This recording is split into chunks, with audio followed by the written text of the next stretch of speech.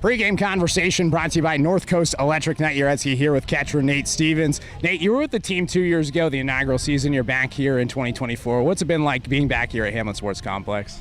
Yeah, it's been great. I play at Bushnell here, so it's nice being able to play at my home field. And, I definitely missed playing for the Drifters last year, so it's definitely a good homecoming for me. I've been having a lot of fun so far. Did you ever think that 2 years ago that you'd be playing here full-time at Bushnell University? No, I didn't. I was going back to Wazoo at the time, and I loved our coach here at the Drifters, Tommy Richards, and, he really spoke to me and really connected with me, and I ended up coming and being a Beak, so it's been great. What's that journey been like for you? You started in D1, then you went the JUCO route, back to D1, and now NAIA. What has that route kind of been like for you in this journey in baseball? Yeah, so, I've kind of had a different route than most people. Back when I was at D1, they had to do the 4-2-4 year, so I went to Arkansas for a semester, I went to JUCO for a year and a half, and then I was at Washington State for 2 years, and now I'm at Bushnell. So definitely been a route, definitely been something that's made me better as a human, put me with a lot of great teammates, a lot of great coaches, so I've had a great time. I have no regrets. What has this journey kind of taught you throughout your life? It's just kind of taught me to roll with the punches and, kind of go where, God wants me to go, and, everything happens for a reason, and I'm at the place I belong. So I think everything's been great so far. Now, 2 years ago, you were with the team the inaugural season. What, I guess, stands out to you about that inaugural year? I just think, we had a ton of fun. It was the first year, so, even if things weren't going great, everyone was having a great time, and we all loved each other as a bunch of brothers, and I think that's what made the season so great for us.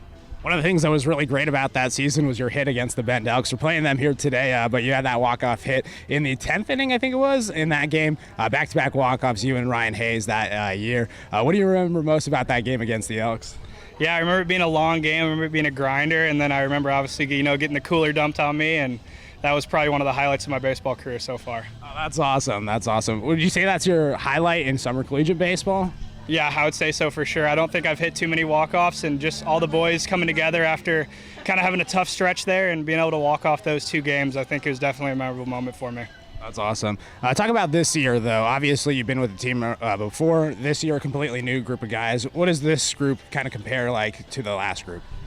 I think, the first year we had a lot of JUCO guys, a lot of young guys. It's nice here having some older dudes and having some experience and be able to, kind of show the young guys the ropes.